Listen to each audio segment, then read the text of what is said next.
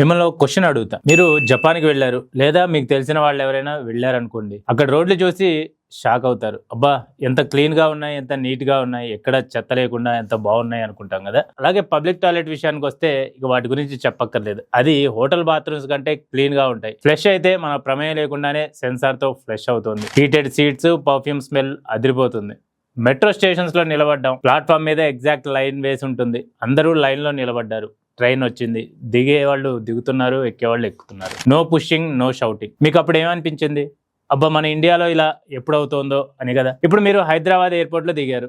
Road మీద చెత్త, నాలా దగ్గర ప్లాస్టిక్, ప్లాట్ఫామ్ మీద పాన్ స్ట్రెయిన్స్, పబ్లిక్ టాయిలెట్స్ అయితే ఇక చెప్పక్కర్లేదు, కంపు కొడుతూ తడితడిగా కనిపిస్తుంటాయి. ఇక ఎంటర్ అవ్వడానికే భయం వేస్తుంటుంది.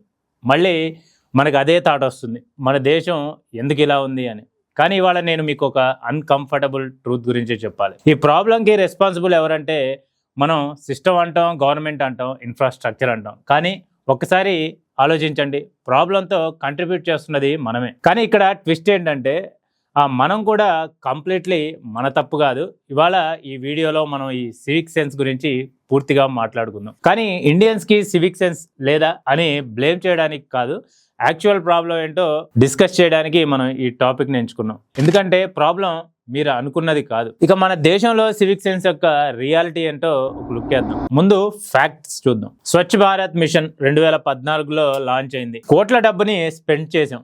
టాయిలెట్స్ కట్టారు, క్యాంపెయిన్ చేశారు, యాడ్స్ వేశారు. ఇక 2024 నాటికి సర్వక్షన్ ర్యాంకింగ్ లో ఇండోర్ టాప్ లో ఉంది. Okay, good. కానీ రెస్ట్ ఆఫ్ ఇండియా పరిస్థితి ఏంటి? దేశంలో 60% ఓపెన్ డెఫికేషన్ నడుస్తుంది. అంటే చెంబట్టుకొని బయటకు వెళ్ళడం అనమాట.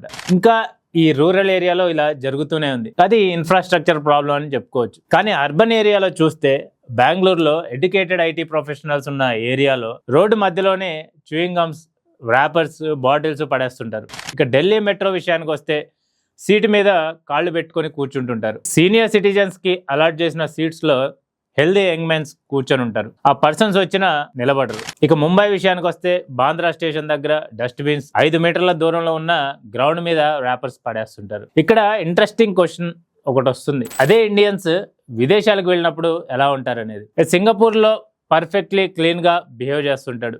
జపాన్ లో లైన్ లో నిలబడతాడు. జర్మనీలో రోడ్ క్రాస్ అవ్వడానికి సిగ్నల్ వెయిట్ చేస్తాడు. అదే పర్సన్ ఇండియాకి వచ్చేసరికి ఆ బిహేవియర్ మళ్ళీ మారిపోతుంది. ఎందుకు? ఈ క్వశ్చన్కి ఆన్సర్ సైకాలజీలో ఉంది, సిస్టంలో ఉంది, హిస్టరీలో ఉంది. కానీ ముందు మనం కంపేర్ చేస్తున్న కంట్రీస్లో ఎగ్జాక్ట్లీ ఏం జరుగుతుందో చూద్దాం. ఇక డెన్మార్క్ గురించి మీరు వినే ఉంటారు, clean country, happy people, good life అని. కానీ మీకు తెలుసా, డెన్మార్క్ లో వేస్ట్ సెగ్రిగేషన్ కి 10 కేటగిరీస్ ఉంటాయి. కానీ మనం ఇంకా వెట్ వేస్ట్ అలాగే డ్రై వేస్ట్ తేడా ఏంటో అర్థం చేసుకోలేకపోతున్నాం. కానీ వాళ్ళు 10 కేటగిరీస్ లో సపరేట్ చేస్తుంటారు. అది ఎలా పాసిబుల్ అయింది?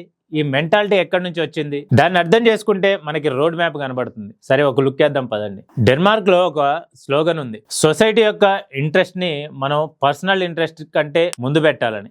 ఇది కేవలం స్లోగన్ కాదు, ఇది వాళ్ళ కల్చర్లో ఎంబెడెడ్ అయిన వాల్యూ. కోవిడ్ పాండమిక్ సమయంలో డెన్మార్క్ లో గవర్నమెంట్ లాక్డౌన్ అనౌన్స్ చేయకముందే సిటిజన్స్ తమంతట తాముగా సోషల్ డిస్టెన్సింగ్ ప్రాక్టీస్ చేశారు. సొసైటీకి నష్టం జరగకూడదు అనే ఫీలింగ్ వాళ్ళకి న్యాచురల్ గా ఉంది కాబట్టి. ఇక వాళ్ళ 10 వేస్ట్ కేటగిరీస్ గురించి డిస్కస్ చేద్దాం.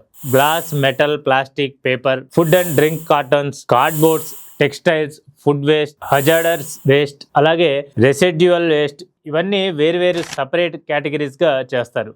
డస్ట్బిన్ లో 10 కంపార్ట్మెంట్స్ ఉంటాయి. మరి వాళ్ళు టైం వేస్ట్ అవుతుంది అని కంప్లైంట్ చేయరు కదా. చేయరు, ఎందుకంటే ఇది వాళ్ళకి బర్డెన్ అనిపించదు కాబట్టి, రెస్పాన్సిబిలిటీగా తీసుకుంటారు కాబట్టి. ఇక బార్న్ హోమ్ విషయానికి వస్తే డెన్మార్క్ లో ఒక ఐలాండ్ ఇది.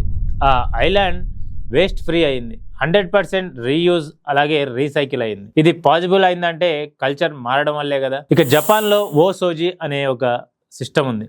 జపాన్ గురించి మనం చాలా వినే ఉంటాం కదా. కానీ ఒక స్పెసిఫిక్ థింగ్ చెప్తాను, జపాన్ లో స్కూల్స్ లో క్లీనర్స్ ఉండరు. లంచ్ తర్వాత 15 నుంచి 20 నిమిషాలు స్టూడెంట్స్ తమ క్లాస్ రూమ్స్, కారిడార్స్, టాయిలెట్స్ అన్ని వాళ్లే క్లీన్ చేసుకుంటారు. దీన్ని ఓ సోజీ అంటారు. ప్రిన్సిపల్ కూడా క్లీన్ చేస్తాడు, టీచర్స్ క్లీన్ చేస్తారు, స్టూడెంట్స్ క్లీన్ చేస్తారు. ఎందుకు? క్లీన్ చేయడం నీకు దిగువైన పని కాదు, ఇది నీ స్పేస్, నువ్వు దాన్ని కేర్ చేయాలి అనే మెసేజ్ చైల్డ్హుడ్ నుంచి ఇంప్లాంట్ అవుతుంది కాబట్టి. జపాన్ లో పబ్లిక్ టాయిలెట్స్ గురించి టోక్యో టాయిలెట్ ప్రాజెక్ట్ అనే సిస్టమ్ ఒకటి ఉంది. ఇది మీకు క్రేజీగా అనిపించవచ్చు, పబ్లిక్ టాయిలెట్స్ కోసం ఆర్కిటెక్ట్సా అని. కానీ మెసేజ్ ఏంటంటే పబ్లిక్ స్పేస్ లో ఇన్వెస్ట్మెంట్ చేస్తే పబ్లిక్ స్పేస్ ని పీపుల్ రెస్పెక్ట్ చేస్తారని. ఇక స్విట్జర్లాండ్ విషయానికి వస్తే ఒక ఇంట్రెస్టింగ్ సిస్టమ్ ఉంటుంది. ట్రాష్ డిస్పోజ్ చేయాలంటే మున్సిపాలిటీ అప్రూవల్ బ్యాగ్స్ కొనాలి. ఆ బ్యాగ్స్ కి కాస్ట్ ఉంటుంది.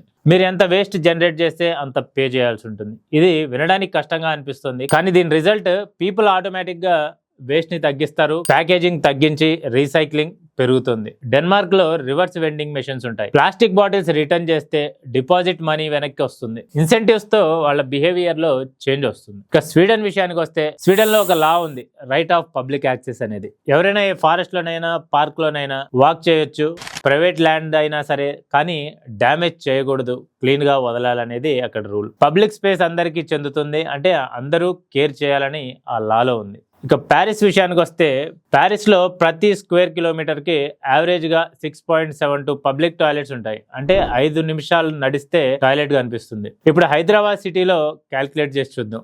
ఒక్క ఫంక్షనింగ్ పబ్లిక్ టాయిలెట్ దారిలో కనిపిస్తుందా? కనిపించదు కదా. ఇన్ఫ్రాస్ట్రక్చర్ లేకపోతే బిహేవియర్ ఆటోమేటికల్ గా చెడిపోతుంది.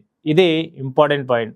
తర్వాత దీన్ని రీవిజిట్ చేద్దాం. కానీ ఇప్పుడు మీ మనసులో ఒక థాట్ వస్తుంది కదా, అది యూరప్. వాళ్ళు రిచ్ కంట్రీస్, వాళ్ళకి ఇన్ఫ్రాస్ట్రక్చర్ ఉంది, మనకి లేదు కాబట్టి మనం ఇలాగే ఉన్నాం. ఇది పార్షియల్లీ ట్రూ.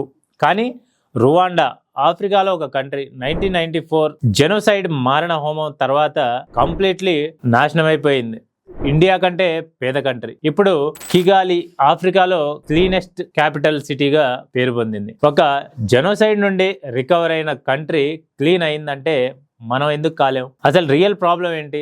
సిస్టమా లేకపోతే పబ్లికా? ఇప్పటి వరకు ఇండియన్స్ కి సివిక్ సెన్స్ లేదు అని అనిపించింది కదా. ఒక్క నిమిషం ఆగి ఆలోచించండి. ఇండియాలో ఒక వర్గం ఉంది. వాళ్ళు ప్రతిరోజు మురుగు కాలువలోకి దిగుతారు, బేర్ హ్యాండ్స్ తో మురికిని క్లీన్ చేస్తారు. టాక్సిక్ గ్యాస్ వల్ల వాళ్ళు చనిపోతుంటారు. 2024లో ఢిల్లీలో 2 లేబర్స్ సేవర్ లో టాక్సిక్ గ్యాస్ వల్ల మరణించారు. వాళ్ళు మాన్యువల్ స్కావెంజర్స్, చాలా వరకు దళిత్ కమ్యూనిటీ నుండి వచ్చిన వాళ్ళు అయి ఉంటారు. ఇక ఇక్కడ క్వశ్చన్ ఏంటంటే వాళ్ళకి సివిక్ సెన్స్ ఉందా లేదా? వాళ్ళు మన సిస్టమ్ కోసం, మన సిటీ కోసం, మన హైజీన్ కోసం తమ లైఫ్ ని రిస్క్ చేస్తున్నారు. కానీ మనం ఇండియన్స్ కి సివిక్ సెన్స్ లేదు అని జనరలైజ్ చేసేటప్పుడు వాళ్ళని ఇంక్లూడ్ చేస్తున్నామా? ఈ వీడియో యొక్క రియల్ పాయింట్ ఇక్కడే ఉంది. సివిక్ సెన్స్ అనేది సోలోలీ ఇండివిజువల్ రెస్పాన్సిబిలిటీ కాదు, సిస్టమ్ రెస్పాన్సిబిలిటీ కూడా. ఇన్ఫ్రాస్ట్రక్చర్ ఫెయిల్యూర్ వల్ల కూడా ఇలా జరగచ్చు. పబ్లిక్ టాయిలెట్స్ లేవు, ఓపెన్ డెఫికేషన్స్ జరుగుతుంది, డస్ట్బిన్స్ లేవు, స్ట్రీట్ మీద వేస్ట్ పడేస్తున్నారు, ఫుట్ పాత్స్ లేవు, జనాలు రోడ్ల మీద నడుస్తున్నారు, సైకిల్ లేన్స్ లేవు, ఎవరి దగ్గర సైకిల్స్ లేవు. డెన్మార్క్ లో కోపెన్ హ్యాగన్ లో 64% మంది బైసికల్స్ వాడతారు. ఎందుకు? ఇన్ఫ్రాస్ట్రక్చర్ ఉంది, సేఫ్ గా రైడ్ చేయగలమని. అదే హైదరాబాద్ లో సైకిల్ లైన్ ఉన్న రోడ్ ఒకటి చూపించండి. ఇన్ఫ్రాస్ట్రక్చర్ లేకపోతే బిహేవియర్ చేంజ్ రాదు. ఇది సైకాలజీతో ప్రూవ్ చేయబడింది. ఇక మరో problem, education system failure. Japan లో, జర్మనీలో, స్వీడన్ లో స్కూల్స్ లో సిటిజన్షిప్ ఎడ్యుకేషన్, ఎన్విరాన్మెంటల్ ఎడ్యుకేషన్ కంపల్సరీగా టీచ్ చేస్తారు. ప్రాక్టికల్ గా స్టూడెంట్స్ తమ స్కూల్ క్లీన్ చేస్తారు, రీసైక్లింగ్ ప్రాక్టీస్ చేస్తారు. ఇండియాలో సివిక్ సబ్జెక్ట్ ఉంది, ఎగ్జామ్ లో రాస్తాం, మార్క్స్ వస్తాయి, లైఫ్ లో అప్లై చేయం. అకాడమిక్స్ నాలెడ్జ్ వేరు, అప్లైడ్ బిహేవియర్ వేరు. ఇక problem 3, no accountability system. Switzerland లో వేస్ట్ బ్యాగ్ కొన్న మనీ ట్రాక్ అవుతుంది. Less waste less cost. Denmark లో బాటిల్ రిటర్న్ చేస్తే డిపాజిట్ బ్యాక్ అవుతుంది. ఇండియాలో రోడ్డు మీద చెత్త వేసిన కాన్సిక్వెన్స్ ఏమీ ఉండదు. కాన్సిక్వెన్స్ లేకపోతే బిహేవియర్ చేంజ్ రాదు. ఇది సైకాలజీలో ఆపరెంట్ కండిషనింగ్ అని చెప్తారట. పాజిటివ్ రీఎన్ఫోర్స్మెంట్ లేదు, నెగిటివ్ కాన్సిక్వెన్స్ లేదు. మరి బిహేవియర్ ఎందుకు మారుతుంది? ఇక మరో ప్రాబ్లం, బ్రోకెన్ విండోస్ థియరీ. 1982లో జార్జ్ కెల్లింగ్ అలాగే James Wilson broken windows theory గురించి చెప్పారు. ఒక బిల్డింగ్ లో ఒక విండో బ్రోకెన్ గా, అన్టచ్డ్ గా ఉంటే మిగతా విండోస్ కూడా బ్రేక్ అవుతాయి. ఒక స్ట్రీట్ డర్టీగా ఉంటే అందరూ డర్టీ చేస్తారు. ఇక్కడ నోబడీ కేర్స్ అనే సిగ్నల్ అందరికీ వెళ్తుంది. న్యూయార్క్ సిటీ 1990లో క్రైమ్ బాగా ఎక్కువగా ఉంది. మేయర్ గ్యూలియాని స్మాల్ థింగ్స్ ఫిక్స్ చేయడం స్టార్ట్ చేశాడు. గ్రాఫిటీ రిమూవ్ అయింది, బ్రోకెన్ విండోస్ రిపేర్ అయ్యాయి, డర్టీ స్టేషన్స్ క్లీన్ అయ్యాయి. ఇదొక ఎక్స్పెరిమెంట్. దీని రిజల్ట్ ఏమైంది? క్రైమ్ డ్రామాటికల్లీ తగ్గింది, ఎందుకంటే ఇక్కడ కేర్ చేస్తున్నారు కాబట్టి. అనే సిగ్నల్ వెళ్ళింది కాబట్టి. ఇండియాలో డర్టీ ఇన్ఫ్రాస్ట్రక్చర్, పీపుల్ కేర్ చేయరు. ఎక్కువ డర్టీగా ఉంటే సమాజం పట్ల నిర్లక్ష్యం పెరుగుతుంది. ఇదొక సైకిల్. మరో సమస్య వెల్త్ ఇన్ఈక్వాలిటీ, అలాగే సివిక్ సెన్స్. ఇది చాలా ఇంపార్టెంట్ అయిన పాయింట్. ఇండియాలో ఇన్ఈక్వాలిటీ చాలా ఎక్కువ. రిచ్ ఫ్యామిలీస్ డొమెస్టిక్ వర్కర్స్ ఉంటారు. క్లీనింగ్ వర్క్ చేయడానికి లేబర్ చాలా చీప్ గా దొరుకుతుంది.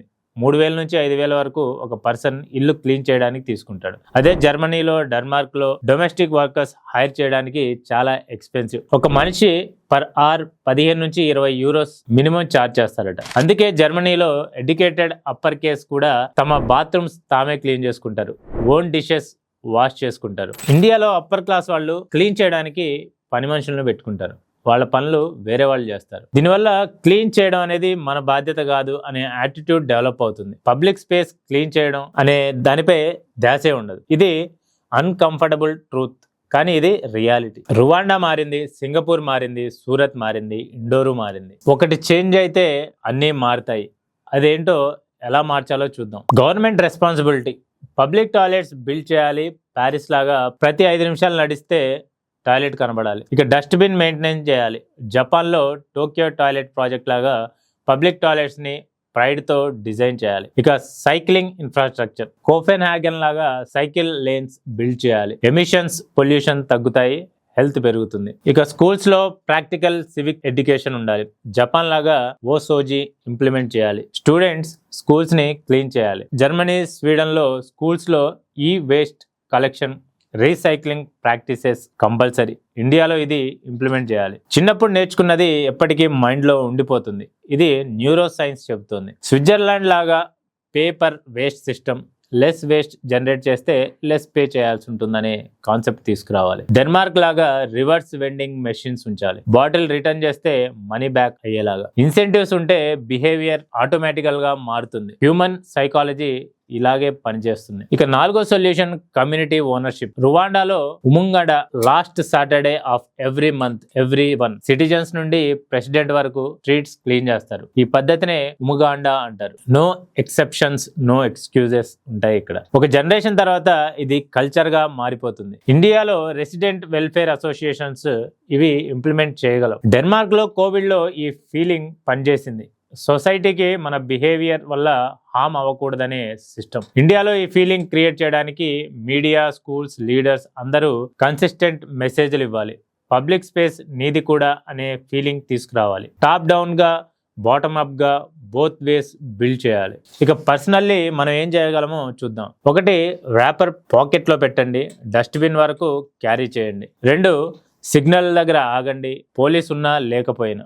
3, క్యూలో నిలబడండి. మీ పిల్లలు మిమ్మల్ని గమనిస్తుంటారు కాబట్టి, మీ దగ్గర నుంచే నేర్చుకుంటారు కాబట్టి. ఇక 4వది కంప్లైంట్ చేయండి. జిహెచ్ఎంసి యాప్ల ద్వారా లేకపోతే టోల్ ఫ్రీ నంబర్ల ద్వారా కంప్లైంట్ చేయండి. 5వది మీ పిల్లలకి చెప్తుండండి. ఇంట్లో సివిక్ సెన్స్ హ్యాబిట్స్ నేర్పించండి. ఇండియాలో ఈ చేంజ్ పాసిబుల్ అవుతుంది. 7 కాన్సిక్యూటివ్ ఇయర్స్ తర్వాత ఇండియాలో క్లీనెస్ట్ సిటీగా పేరు తెచ్చుకుంది ఇండోర్. స్వచ్ఛ భారత్ ర్యాంకింగ్ లో టాప్ పొజిషన్ లో ఉంది. ఇక సూరత్ 1994 ప్లేగ్ తర్వాత ఇండియాస్ డర్టీయెస్ట్ సిటీగా పేరు తెచ్చుకుంది. ఇప్పుడు టాప్ క్లీన్ సిటీస్ లో ఒక్కటైంది. ఒక కమిటెడ్ కమిషనర్ వల్ల ఇలా సాధ్యమైంది. చండీగఢ్ విషయానికి వస్తే planned city, consistent civic culture ఉంది అక్కడ. నాగాలాండ్ ట్రైబల్ కమ్యూనిటీస్ లో న్యాచురల్ సివిక్ ప్రైడ్ ఉంది. ఫారెస్ట్ ప్రొటెక్ట్ చేస్తారు, స్పేసెస్ క్లీన్ గా ఉంచుకుంటారు. ఇది ప్రూవ్ చేయబడ్డాయి. ఇండియాకి సివిక్ సెన్స్ లేదు అనేది తప్పు. ఇన్ఫ్రాస్ట్రక్చర్ ఉంటే, సిస్టమ్ ఉంటే, ఇన్సెంటివ్స్ ఉంటే ఇండియన్స్ పర్ఫెక్ట్లీ క్లీన్గా జీవించగలుగుతారు. విదేశాల్లో మనం క్లీన్గా బిహేవ్ చేస్తాం, ఎందుకంటే అక్కడ సిస్టమ్ అలా డిమాండ్ చేస్తుంది కాబట్టి. ఇండియాలో సిస్టమ్ అలా డిమాండ్ చేయాలి. అది మారాలంటే గవర్నమెంట్ మారాలి, ఎడ్యుకేషన్ మారాలి, ఇన్ఫ్రాస్ట్రక్చర్ మారాలి. అలాగే మన ఇండివిజువల్ హ్యాబిట్ కూడా మారాలి. 2 కావాలి, 1 చాలదు. ఫ్రెండ్స్, మీరు ఈ వీడియో చూశారు. ఇందులో చాలా అన్కంఫర్టబుల్ థింగ్స్ కూడా ఉన్నాయి. మాన్యువల్ ఇన్ఫ్రాస్ట్రక్చర్ ఫెయిల్యూర్ గురించి, ఇన్ఈక్వాలిటీస్ గురించి. ఇది బ్లేమ్ చేయడానికి కాదు, రియాలిటీని చూపించడానికి ఈ వీడియో చేసాం. సివిక్ సెన్స్ అనేది సింప్లీ రోడ్డు మీద చెత్త వేయకపోవడం కాదు, అది ఒక పెద్ద సిస్టంలో మన రోల్ని అర్థం చేసుకోవడం అని. జపాన్లో ఓసోజీ ప్రాక్టీస్ చేస్తున్న స్టూడెంట్ తన క్లాస్ రూమ్ క్లీన్ చేస్తున్నప్పుడు అతను లేబర్ చేయడం లేదు, అతను ఓనర్షిప్ ఫీల్ చేస్తున్నాడు. ఇది నా స్పేస్, నేను దీన్ని కేర్ చేస్తాను. ఆ ఫీలింగ్ ఒక్కసారి వస్తే మారదు. అదే డెన్మార్క్లో సొసైటీ నాది కూడా, సొసైటీకి హామ్ జరగకూడదనే స్లోగన్ ఉంది. ఆ ఫీలింగ్తో వాళ్ళు అక్కడ వర్క్ చేస్తుంటారు. ఇండియాలో కూడా ఇలాంటి ఫీలింగ్స్ రావాలంటే స్కూల్స్లో నేర్పించాలి, ఇన్ఫ్రాస్ట్రక్చర్ బిల్డ్ చేయాలి, గవర్నమెంట్ అకౌంటబుల్గా ఉండాలి. మీరు నేను ఒక్కో స్మాల్ యాక్షన్తో చేంజ్ స్టార్ట్ చేయొచ్చు. ఒక పర్సన్ చేంజ్ అవుతాడు, 10 మంది చూస్తారు, వాళ్ళు మారుతారు. ఒక స్ట్రీట్ మారుతుంది, ఒక కాలనీ మారుతుంది, ఒక సిటీ మారుతుంది. బ్రోకెన్ విండో థియరీ రివర్స్గా కూడా వర్క్ చేస్తుంది. ఒక విండో క్లీన్ అయింది, మిగతా విండోస్ కూడా క్లీన్ అవుతాయి. మీరే ఆ ఫస్ట్ క్లీన్ విండో అవుతారు. ఇండియా దగ్గర టాలెంట్ ఉంది, ఇంటెలిజెన్స్ ఉంది, హిస్టరీ ఉంది, కల్చర్ ఉంది. ఇంకొకటి కావాలి, సివిక్ ప్రైడ్. నా సిటీ, నా కంట్రీ, నా స్పేస్, నేను దీన్ని ప్రొటెక్ట్ చేస్తాను అనే ఫీలింగ్ ఒకటి వస్తే ఇండియా మారుతుంది. ఇది డ్రీమ్ కాదు. రువాండా చేసింది, సూరత్ చేసింది, ఇండోర్ చేసింది. మనం చేయలేమా? తప్పకుండా చేయగలం. ఈ వీడియో నచ్చిందా? కామెంట్లో రాయండి. నేను ఒక హ్యాబిట్ మారుస్తాను, ఏ హ్యాబిట్ మారుస్తానో రాయండి. ఆ కామెంట్ చదివినప్పుడు మీకే మోటివేషన్ వస్తుంది. మీ ఫ్రెండ్స్కి షేర్ చేయండి, వాళ్ళకు కూడా తెలియజేయండి. ఇలాంటి ఇంపార్టెంట్ టాపిక్స్ మీద మరిన్ని వీడియోస్ రావాలంటే సబ్స్క్రైబ్ చేసుకోండి, బెల్ ఐకాన్ నొక్కండి. మళ్ళీ కలుద్దాం. This is Riyaz signing off.